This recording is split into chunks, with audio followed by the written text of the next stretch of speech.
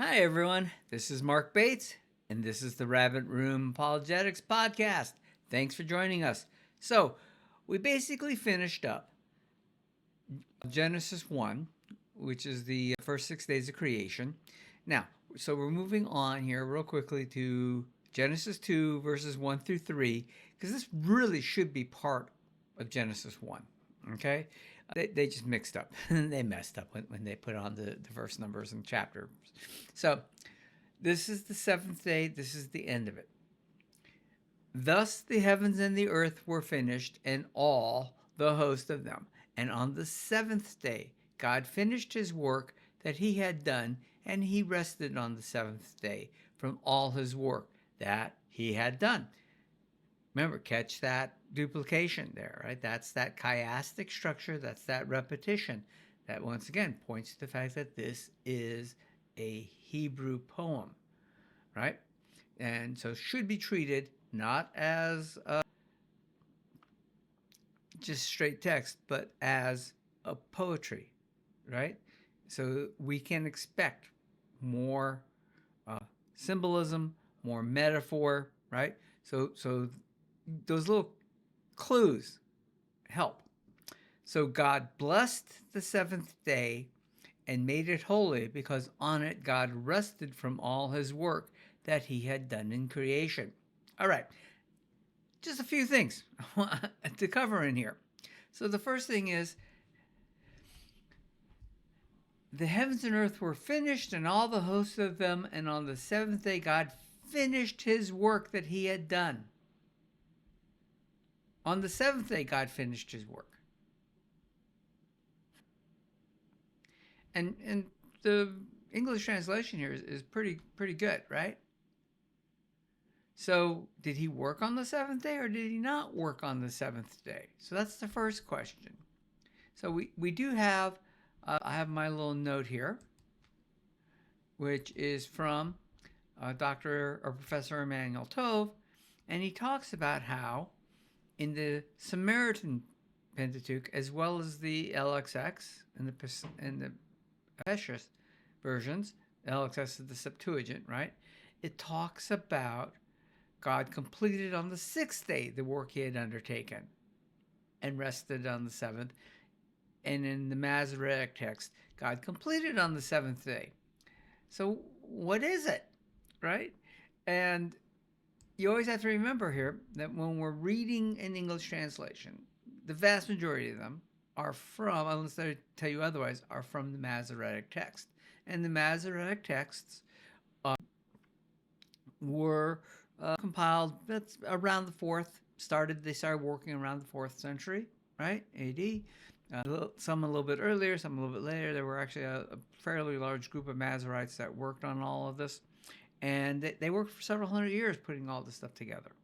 And remember, the oldest Masoretic text that we have, printed copy, right, is the 13th century Leningrad Codex, right? Codex Leningradus. And there is nothing earlier that has survived that references that we can say, yeah, this is definitely a Masoretic text. So, is it right? I'm not going to say it's wrong, but is it right? So, once again, here, what I like is I'm using a Logos feature called the Fact Book, and this is a nice search feature. It's also got some built-in AI searches to help you find stuff. So if you're looking for a Bible study tool, this is why I like Logos. It's a great tool. So there are some commentaries I have access to. I have quite a few, but these are the big ones. So the international commentary here. Thus the universe and all its company was completed, and God completed his work which he had been doing on the seventh day, and God rested on the seventh day. So that's an interesting variation on this. Here, this one is the Anchor Yale Bible, right? The recent division into chapters, which dates from medieval times, disturbs, in this case, the inner unity of the council. He's just talking about why this is not should be in chapter 1, right? So you see, you got a number of commentaries here, which it automatically pulls up some of the more pertinent ones. As far as texts, here's your English version, right? The ESV, which I like. Thus the heavens and earth were finished. We just talked about that. The New American Standard Bible, the 1995 version. Thus the heavens and earth were completed and all their hosts. By the seventh day, God completed his work. So there, the English translators are trying to get into this concept. There is some question. Does he work only up on the sixth day and absolutely nothing on the seventh day? Or is he stopped working on the seventh day and then rests? Not that God has to rest, right? But what does the text actually say? The NIV, I know a lot of people don't like the NIV. I think the NIV is actually a pretty good translation that we can work with most of the time, right? Thus the heavens and the earth were completed in all their vast array. By the seventh day, God had finished the work he had been doing. Okay, so that's good. Here's another one that's kind of taking an in-between view. Is it 6? Is it 7 days? Okay. This one, the Tanakh. This is the Jewish Publication Society. So this is the Jewish translation of the Old Testament. The heaven and earth were finished and all their array. On the seventh day, God finished the work he had been doing. So you'll notice that that one is very similar to the ESV. They have very similar translation ideas of how they're going to translate the Hebrew into Greek, or Hebrew into English, sorry. So we got that. Okay, this one is the Septuagint, translated into English. And the heavens and the earth were finished, and the whole world of them. And God finished on the sixth day his works, which he made, and ceased on the seventh day. So, which one's correct? I don't think it really matters a whole lot, but there is a little bit of controversy there potentially, right? Okay, and what I like about the fact book is it gives you some questions. I like this one. What did God do on the seventh day? God completed his creative work and rested on the seventh day. This is a very interesting concept here now. So, creative work. In looking at commentaries and looking at Jewish tradition as well as Second Temple period tradition, they talk about God having two types of work that he does. He has creative work and he has sustaining work. Okay? And the creative work was part of what went into creation, and that's what he rested from. Okay? The sustaining work goes on. And, there are Psalms that talk about God continually sustains the world. So, we have this issue. But the issue is not that God necessarily had to rest on the seventh day. He's setting a pattern for us. And he wants us to know that we should stop, especially creative work, on the seventh day, right? Sustaining work where you have, you have to eat. You have to feed your children. If you're a farmer, you have to make sure that the animals are fed, right? So there's sustaining work. And sustaining work should not necessarily be under Sabbath rules. If you were trying to become really legalistic about it, I don't get very legalistic about the rules because I understand that the Torah, the law, right? Torah is a Hebrew word that means teaching. And so now we're not talking about legalistic laws that you have to follow to the letter. These are guidelines. These are, more than anything else, these are ethical guidelines on what to do. And so we're working with this. So the seventh day is not merely an appendage to the week of creation. Rather, it's its goal. It's the ultimate goal. And that's probably the biggest thing for us to understand is that we're not looking for, we can work for 6 days and we have to rest on the seventh day, and which would be very legalistic. Nor should we say, but you can't work on the seventh day, but wait a minute, we have to sustain. What do we do with, how do we keep the power on for the cities and all that? So there's a difference between creative work and sustaining work. And so that's an ethical issue to take in. And then you have issues of, what did Christ say? And Christ said he was the Lord of the Sabbath, and we'll cover that. And other things, I don't think Christ is saying that Sabbath is done away with. He's the Lord of the Sabbath. We got some interesting things to talk about there. Okay? But I like the fact that the fact book brings these in, gives you the references that you can look up if you don't own them. Like, I don't think I own this one. So that one's not even in Logos. So here's one. I actually own this one, right? And Carmen Joy is a very good writer and talks about the Imago Dei in the image of God. So we got a lot of good things here. This one, I don't think I have this one. Oh, I guess I do. Wow. Okay, cool. I have a lot of text that I don't necessarily know. Okay. That I have access to. Oh, you know what? These are the ones that I haven't bought yet because this works a little differently than some of the other ones. But this is in the Logos library, so I have that ability to do that. Other questions. Is the Sabbath day creation ordinance for all people? Well, this is not Sabbath day ordination. This is the basis for it, right? But let's just see what it says. And what I like about this, once again, it's this little AI tool. It goes and looks at the Logos library and will pull it in. Okay. So let's give this a second. So a fairly substantial address on here on should this happen. And of course, the other question is, how can Christians apply the principle of a rest day? And that's very interesting. For those who may know or may not know about this, Charlie Kirk, who was a very prominent political person in school campuses and a very devout Christian, he recently was killed. And he just finished his book, which was published basically at the same time as the tour he was on, where he was shot. And that book was why he started actually following a seventh day Sabbath, a Saturday Sabbath, as much as possible, and what great joy and insights he had into God. And I haven't bought that book yet. I've got a lot of other reading to do, but that's on my list of things I'm going to get to. So just a note, you might be interested in that. Okay. And so how can Christians apply the principle of rest today, right? So all these questions are brought up here, and there are additional ones.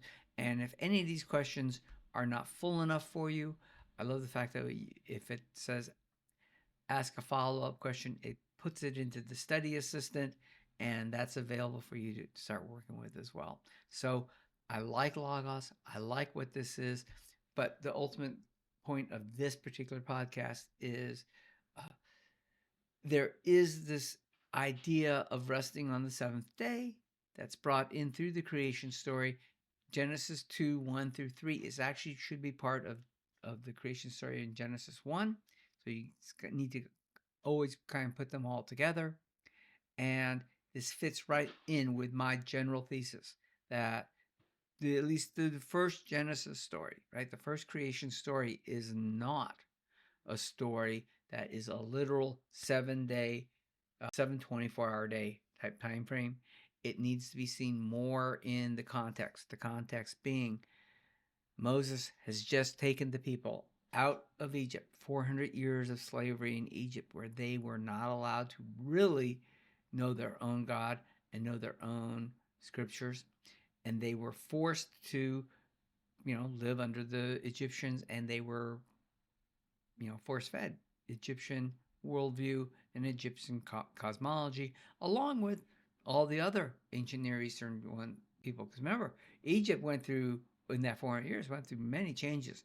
And there were ruler changes, and there were people who were brought in. So the Jews, as prisoners in Egypt, were exposed to all of the ancient Near Eastern pagan myths, creation myths. And so what Genesis, the creation story, is actually God through Moses, right? Or Moses with the aid of God, however you want to see inspiration. And that's something we'll get to at some point.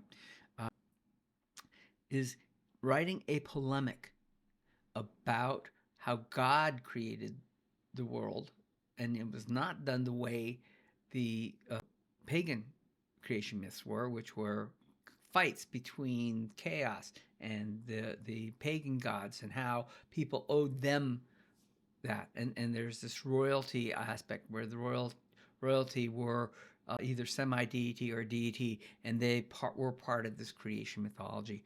And God said, no, no, no, no, no. I created it. I created it by speaking, right? And it had nothing to do with the sun and the moon. Sun and moon doesn't even come into play until the fourth day.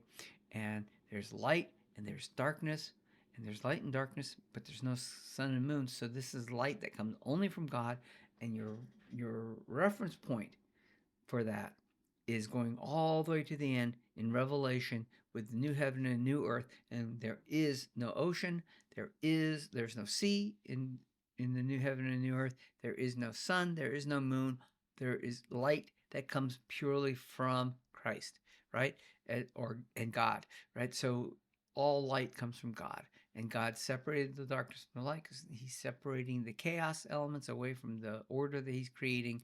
And Genesis 1 should be seen as God refuting the pagan myths that the children of Israel had 400 years being under.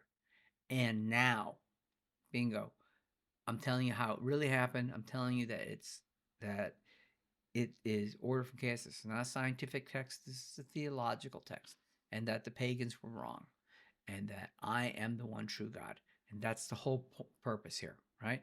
And that you're created in my image as my representatives. And so now I'm going to set the standard very high. If you're a representative of God, where are you failing? I know I fail all the time as a representative of God. Where are you failing? And how can you get better at that? And part of that may be learning more about how to read the Bible, how to interpret it differently, and how to bring that into your life. So I hope that helps. If you have any questions, put it in the comments. Let me know what you think. If you haven't done so, think about liking and subscribing to this podcast and the channel. It would help us a great deal. Share it with a friend. Maybe you can start some questions about this. And as always, if you like what I'm doing here with Logos, the ability to put in notes, to do this AI type search with their tools, the Factbook tool, the Study Assistant tool, right? You can look up the languages. You can look up the Bibles, and you can see how they're laid out against the original languages. And you can get very deep into this if you don't speak the original language. You can get some definitions on what's a verb, what's a conjunction, what's a noun, and what type of nature are they, and what should they really be. And as we've shown several times here, the one English word that may be used, depending upon the convention used by the English translators, may not give you the full picture of what's being done in here. So there's a great deal to get into this. And this is my whole concept of we read the Bible too quickly often, right? Once again, people come to me and say, Mark, which Bible in the yearbook should I read from? Should I read the one that tries to put it in chronological order? Should I do it by this one? Should I do? And I say, no, don't. I want you to read it slower. I want you to take your time. I want you to read constructively. I want you to have a critical thinking eye when you're reading the text. Look for things that may not make 100% sense. And the tools are there, especially with the Bible study tool like Logos, to help you identify this. And no, we're not all going to agree. But that's the beauty of being a Christian and the beauty of looking at the Bible, because we can all disagree on little minor details that help fill up our great picture of Christ, that our God, and how we worship him. And it all helps, right? I used to have this wonderful little animation, I have to find it, of these little mosaic pictures. And mosaics are when they take a picture, right, a very small picture of something, and as you keep backing away from it, right? The little pictures keep getting smaller and smaller, and eventually those little images become little like icons or little dots, and they turn into a big picture. And you have all these different pictures of the Bible and all the different ways potentially that people are interpreting things and all the different word choices and all that stuff. But the idea is that when you back away from it, right, get that picture in your mind that these little pictures are not important. What's important is that they feed into this big picture, and that picture is Christ. And the Bible is about God, and Christ is God. He's the Son of God, right? He's the only begotten Son. So uh, keep that in mind, that I'm not trying to mess with your interpretations or your theology or what your pastor's telling you. I'm trying to expand your vision so you get away from seeing this really small vision of the Bible and you see the big vision. Okay? Once again, let me know how you think about this. Let me know what you want me to start covering next. I got some ideas. I'm working on some things, but I always want to try to put what you want as quickly as I can in the rotation. So have a great day. Be blessed. Remember, God is good. Okay? Thank you.